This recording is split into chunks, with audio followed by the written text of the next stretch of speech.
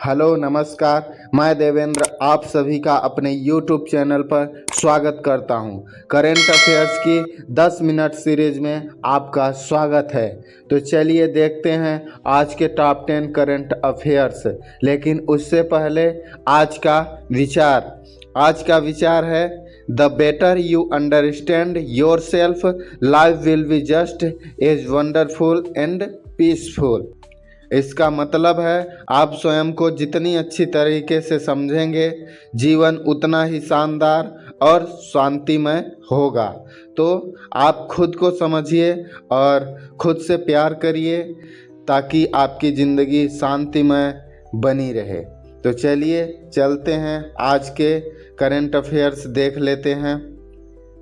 पहला है छात्रों में आत्महत्या की प्रवृत्ति को रोकने के लिए एम्स के द्वारा कौन सा ऐप लॉन्च किया गया है। ऑप्शन है Samvad app, clone app, never alone app, इनमें से कोई नहीं।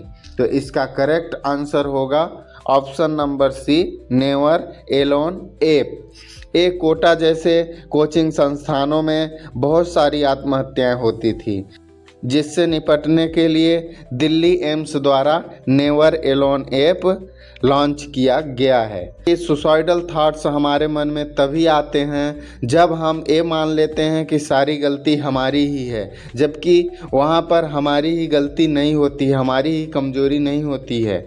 तो हमें कभी भी ऐसा विचार, ऐसा थॉट्स आए तो हमें अपने दोस्तों से, अपने घर वालों से पूरी तरीके से अच्छे से खुलकर अपनी बात को रख देना चाहिए, जिससे हमारे अंदर ये विचार, ये निगेटिव विचार सब खत्म हो जाते हैं और हम अपनी खुशहाल ज़िंदगी को जी पाते हैं। तो कभी भी ये ऐसी परिस्थिति आए तो आप अपने घर में माता पिता से, भाई बहन से या फिर अपने दोस्तों से ज़रूर शेयर करें। तो चलिए चलते हैं नेक्स्ट क्वेश्चन पर।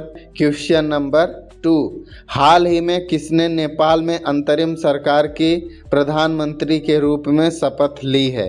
ऑप्शन है सुशीला कार्की, केपी शर्मा ओली, आर लामिछाने, इनमें से कोई नहीं। तो इसका करेक्ट आंसर होगा option number A, Sushila Karki. Sushila Karki को नेपाल की अंतरिम सरकार के प्रधानमंत्री के रूप में शपथ दिलाई गई है। इससे पहले वहां के प्रधानमंत्री केपी शर्मा ओली थे, जो कि हाल ही में 26 ऐप्स के बैन होने की वजह से केपी शर्मा ओली अपने पद से इस्तीफा दे दिए। इस वजह से अंतरिम सरकार बनाई गई। तो चलिए चलते हैं अगले क्वेश्चन पर। क्वेश्चन नंबर 3, हाल ही में कौन सी ट्रेन भारत की सबसे तेज ट्रेन बन गई है। ऑप्शन है राजधानी एक्सप्रेस, वंदे भारत एक्सप्रेस, शताब्दी एक्सप्रेस, नमो भारत एक्सप्रेस। तो इसका करेक्ट आंसर होगा ऑप्शन नंबर डी, नमो Bharat express.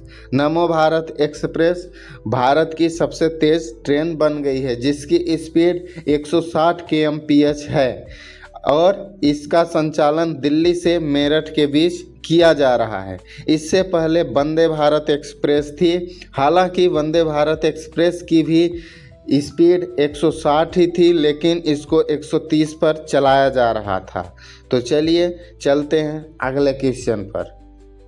Question number 4, Bharat का सबसे बड़ा ग्रीन अमोनिया प्रोजेक्ट कहाँ स्थापित किया जा रहा है। ग्रीन अमोनिया प्रोजेक्ट, ऑप्शन है हरियाणा, राजस्थान, ओडिशा, इनमें से कोई नहीं। तो इसका करेक्ट आंसर होगा option number C, Odisha. Odisha में ग्रीन अमोनिया प्रोजेक्ट स्थापित किया जा रहा है। ग्रीन अमोनिया वो होता है जिससे हमारे वातावरण में प्रदूषण ना हो।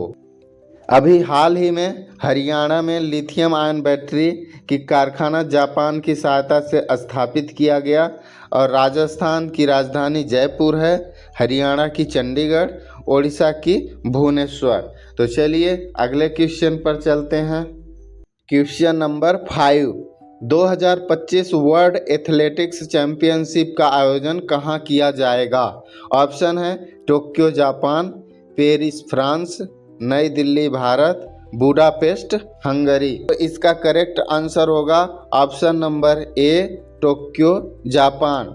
टोक्यो जापान की राजधानी है, जहां पर 13 से 21 सितंबर के बीच वर्ल्ड एथलेटिक्स चैंपियनशिप का आयोजन किया जा रहा है। भारत के 19 खिलाड़ी इसमें भाग ले रहे हैं, जिसमें से इन सभी खिलाड़ियों का नेतृत्व हमारे गोल्डन बॉय नीरज चोपड़ा करेंगे। 1983 से प्रत्येक 2 वर्ष में इसका आयोजन किया जाता है। इससे पहले 2023 में इसका आयोजन बुडापेस्ट हंगरी में किया गया था। तो बाकी ये सब जो शहर दिए हुए हैं ये इन देशों की राजधानियां हैं। जैसे बुडापेस्ट हंगरी की राजधानी है, नई दिल्ली भारत की राजधानी, और पेरिस फ्रांस की राजधानी, जापान की राजधानी टोक्यो है। तो चलिए अगले क्वेश्चन पर चलते हैं। क्वेश्चन नंबर 6, हाल ही में किसे रामसर वेटलैंड सिटी की मान्यता मिली है? ऑप्शन है इंदौर, भोपाल, उदयपुर, इनमें से सभी। तो इसका राइट आंसर होगा option number C Udaipur. Udaipur Rajasthan की एक सिटी है जिसको हाल ही में रामसर वेटलैंड सिटी की मान्यता दी गई है। भोपाल, ये भोपाल मध्य प्रदेश की राजधानी है। यहाँ पर स्थित भोजताल रामसर वेटलैंड में 2002 में शामिल हुआ था, जबकि इंदौर सिटी के रूप में अभी हाल ही में शामिल हुआ है। यह भी मध्य प्रदेश में स्थित एक शहर है। तो चलिए देख लेते हैं अगला क्वेश्चन। क्वेश्चन नंबर 7, पहला दृष्टिबाधित महिला T20 विश्व कप कहाँ आयोजित किया जाएगा? ऑप्शन है ऑस्ट्रेलिया, बांग्लादेश, भारत, इनमें से कोई नहीं। तो इसका राइट आंसर होगा option number C Bharat. Bharat में इसका आयोजन किया जाएगा, जो कि दृष्टिबाधित महिला T20 विश्व कप है। अन्य ऑप्शन देख लेते हैं। ऑस्ट्रेलिया की राजधानी कैनबरा, बांग्लादेश की राजधानी ढाका, और भारत की आप सबको पता ही है नई दिल्ली। तो चलिए अगले क्वेश्चन पर चलते हैं। क्वेश्चन नंबर 8, हाल ही में ज्ञान भारतम पोर्टल किस मंत्रालय द्वारा लॉन्च किया गया है? ऑप्शन है संस्कृति मंत्रालय, रक्षा मंत्रालय, शिक्षा मंत्रालय, गृह मंत्रालय। तो इसमें आप सबको देखकर लग रहा होगा कि शिक्षा मंत्रालय होगा, क्योंकि ज्ञान से संबंधित है, लेकिन यहाँ पर ऐसा नहीं है। यहाँ पर इसका राइट आंसर होगा संस्कृत मंत्रालय। संस्कृत मंत्रालय द्वारा ज्ञान भारतम पोर्टल शुरू किया गया, यानी ऑप्शन नंबर ए। और रक्षा मंत्रालय का काम है हमारे देश की रक्षा करना, और शिक्षा मंत्रालय जो है ये हमारे देश के एजुकेशन सिस्टम को संभालता है। अगला क्वेश्चन है क्वेश्चन नंबर 9, हाल ही में किस देश ने दुनिया का पहला AI जनरेटेड सरकार मंत्री नियुक्त किया है? यानी कि वहाँ का एक मंत्री AI जनरेटेड है। ऑप्शन है चीन, अल्बानिया, रूस, जापान।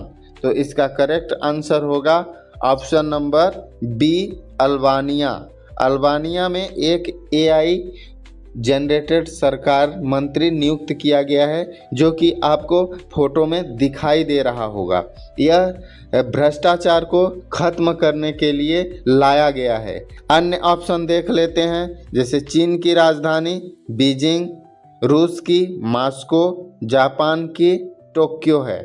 तो चलिए चलते हैं अगले क्वेश्चन पर। आखिरी और 10वां क्वेश्चन है, अभियंता दिवस इंजीनियर्स डे कब मनाया जाता है? ऑप्शन है 15 सितंबर, 8 सितंबर, 10 सितंबर, इनमें से कोई नहीं। तो इसका करेक्ट आंसर होगा ऑप्शन नंबर ए 15 सितंबर। 15 सितंबर को इंजीनियर्स डे मनाया जाता है। एम विश्वेश्वरैया की याद में यह दिवस मनाया जाता है। 8 सितंबर को अंतर्राष्ट्रीय साक्षरता दिवस मनाया जाता है। 10 सितंबर को अंतर्राष्ट्रीय सुसाइड दिवस मनाया जाता है। ये रहे आपके परीक्षा के लिए महत्वपूर्ण 10 सवाल। आशा करता हूँ आपकी तैयारी में बहुत ही महत्वपूर्ण साबित होंगे। आपको यह 10 मिनट सीरीज कैसी लगी कमेंट बॉक्स में ज़रूर बताइएगा। और हाँ, हमारे चैनल को लाइक शेयर ज़रूर करिएगा और सब्सक्राइब करना मत भूलिएगा। मिलते हैं अगले वीडियो में, तब तक के लिए जय हिंद, धन्यवाद।